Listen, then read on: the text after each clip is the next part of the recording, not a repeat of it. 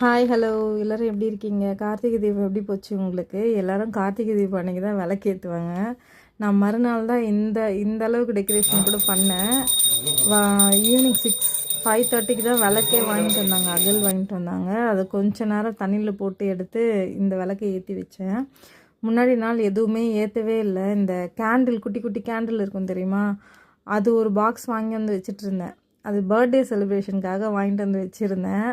அது already use பண்ணது, வேறு வழி இல்லாமல் நான் அதை தான் ஏற்றினேன். மழை அப்போவும் நிற்கவே இல்லை. தட்டில் சிம்பிளாக டெக்கரேட் பண்ணாலும் குட்டீஸ் வந்து பயங்கரமாக இன்வால்வ் ஆகுறாங்க. பூவை பிச்சு அதை அரேஞ்ச் பண்ணுறது, அப்புறமா வந்து எண்ணெய் ஊற்றி வச்சு அகல் எடுத்துகிட்டு வந்து கொடுக்குறது, இதெல்லாம் வந்து ரொம்ப இன்ட்ரெஸ்ட்டாக பண்ணாங்க. இதெல்லாம் பார்க்கும்போது நமக்கு எல்லாமே நல்லா செலிப்ரேட் பண்ணணும், எல்லா ஃபெஸ்டிவலும் அப்படின்னு தோணுது. எதெல்லாம் என்னதான் நல்லா பண்ணாலும் இந்த சாப்பிட்ற விஷயத்தில் பிரணீதாவை வந்து அடிச்சிக்கவே முடியாது. எந்த வெஜிடபிளும் சாப்பிட மாட்டா, நான்வெஜ் சாப்பிட மாட்டா, ஈரல் மட்டும் சாப்பிடுவா. இந்த தோசையில் வந்து சீஸ் தோசை வந்து அவளுக்கு ரொம்ப பிடிக்கும், சரிங்களா? அதனால் நான் வந்து பீட்ரூட் வந்து பொரியல் பண்ணியிருந்தேன். அதை ஸ்ப்ரெட் பண்ணி தோசை சுட்டு கொடுத்துருந்தேன் சீஸ் போட்டு. அப்போவும் அதை சாப்பிடல, மிரட்டி சாப்பிட வச்சேன். கொஞ்சம் நான் என்ன பண்ணாலும் சாப்பிடல. ரொம்ப நாளுக்கு அப்புறமா வந்து சத்து மாவு ரெடி பண்ணேன். இதை ரெடி பண்ணுறதுக்கு எனக்கு 2 வாரம் ஆயிடுச்சு.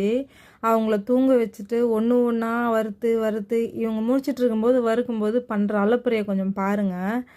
கொஞ்சம் கூட நம்மளை வேலையை சும்மா ஃப்ரீயாக செய்யவே விட மாட்டாங்க. இதில் நான் ஸ்டவ் எடுத்துகிட்டு வந்து இங்கே ஹாலில் வச்சு வறுக்கிறேன்னா வறுக்கவே விட மாட்டாங்க.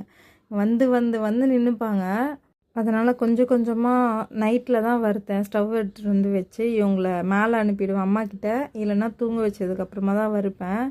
2-3 முறை எடுத்துகிட்டு வந்து வச்சு கொஞ்சம் கொஞ்சமாக வறுத்து எடுத்துகிட்டு பேலன்ஸ் இருந்தது அந்த குட்டி குட்டி ஐட்டம் இருக்குல்ல, 100 கிராம் 50 கிராம் பேக்கெட்லாம் வந்து ஸ்டவ்வில் வச்சு மேலேயே வச்சு வறுத்துக்கிட்டேன். அந்த முந்திரி பாதாம் வறுக்கிறதுக்குள்ளே அவங்க பண்ணுற அலப்புறை இருக்குது. எப்பா, இந்த குட்டீஸை வச்சுட்டு எப்படி தான் சமாளிக்கிறீங்க அப்படின்றது எனக்கு தெரில.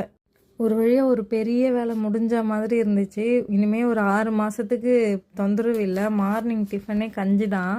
இதுக்கு முன்னாடி நான் 6 o'clock கொடுத்தேன்னா 8 o'clock ஏதாச்சும் டிஃபன் சாப்பிட்டு கிளம்புவாங்க. இப்போ வந்து அவங்க எந்திரிக்கிறதே லேட்டுங்கிறதால இந்த கஞ்சியோட ஸ்கூலுக்கு போக வேண்டியது தான். ஜானு மாதிரி இருக்கும்போது பிரணீதா வந்து 5 o'clock எந்திரிச்சிடுவா.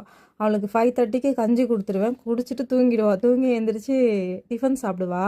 ஆனால் ஜானு அந்த மாதிரி இல்லை, எந்திரிக்கிறதே 8ங்கிறதால அந்த கஞ்சி குடிச்சிட்டு ஸ்கூலுக்கு கிளம்புறா. அவங்க உருப்படியாக ஹெல்த்தியாக சாப்பிட்ற ஒரே விஷயம், அதுவும் பிடிச்சி சாப்பிட்றது இந்த சத்து மாவு கஞ்சி தான். ஒரு வழியாக அதை ரெடி பண்ணதில் ரொம்ப ஹாப்பி. நெக்ஸ்ட் வீடியோவில் மீட் பண்ணுறேன். பாய்.